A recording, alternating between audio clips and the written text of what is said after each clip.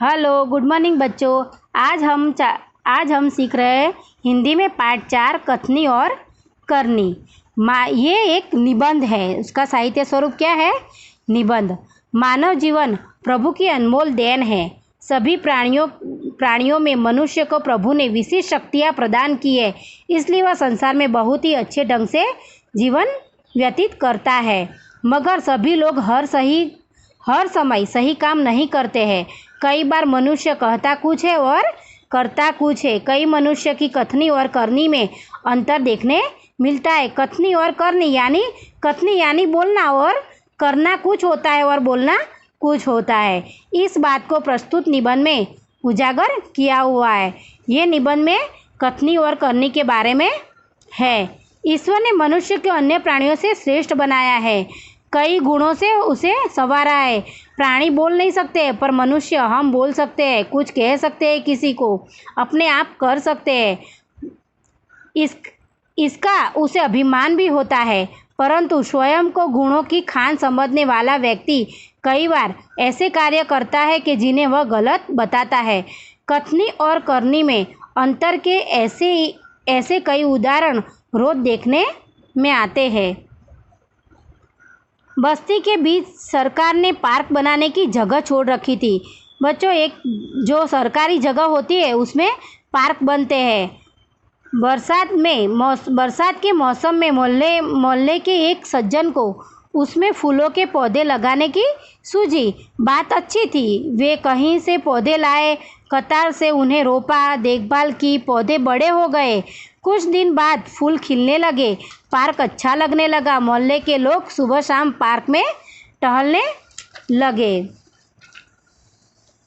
फूल सबको अच्छे लगते हैं। पार्क में लोगों ने आने जाने से उन्हें यह लगा कि लोग इन फूलों को तोड़कर ले जाएंगे।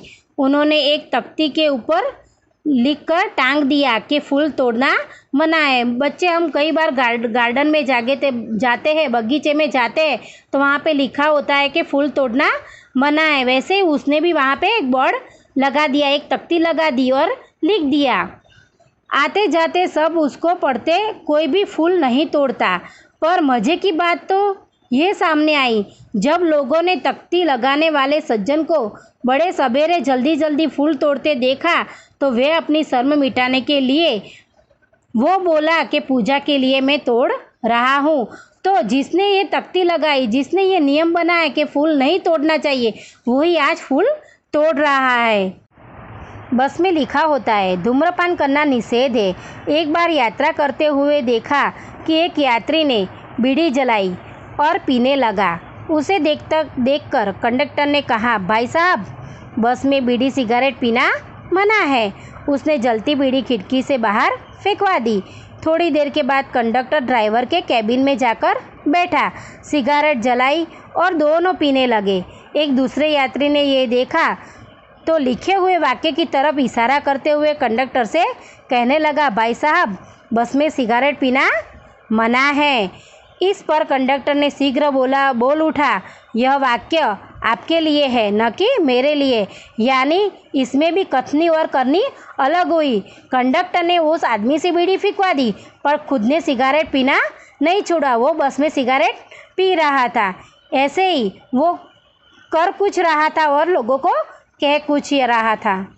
एक व्यक्ति दुकान पर गया। स्कूटर दुकान के सामने खड़ा कर ही रहा था कि दुकानदार बोला, आप अपना स्कूटर वहाँ सामने वाहन रखने के स्थान पर खड़ा करके आए। सज्जन ने कहा, मुझे ज़्यादा समय तक थोड़े ही रुकना है, मैं सामान लेकर चला जाऊंगा।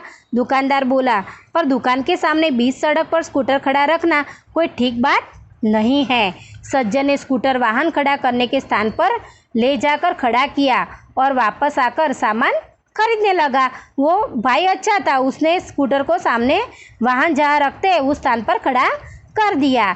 इतने में स्कूटर लेकर दुकान पर एक लड़का आया। स्कूटर दुकान के सामने खड़ा करके वह दुकान के अंदर चला गया।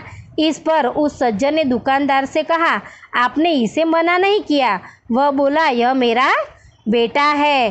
तो दुकानदार ने भी क्या किया कि उस इंसान को जो सामान खरीदने के लिए आया था, जो 2 मिनट में चला जाने वाला था, उसे स्कूटर नहीं रखने दिया, पर उसके लड़का वहीं बीच सड़क पे स्कूटर रख के चला गया।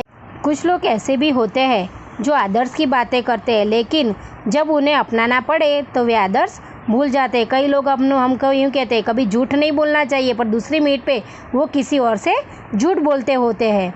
एक दिन एक सज्जन के घर उनके मित्र मिलने आए। दोनों मित्र बातचीत में मग्न थे कि किसी ने दरवाज़ा खटखटाया। उन्होंने खिड़की से झांक कर देखा कि बाहर मकान मालिक खड़ा है।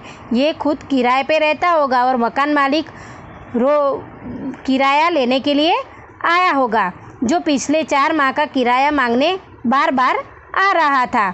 उन्होंने अपने बच्चे को समझाकर बाहर भेजा। उन्होंने क्या किया, वो खुद बाहर नहीं आए मकान मालिक के सामने, पर उन्होंने अपने बच्चे को समझाकर भेज दिया।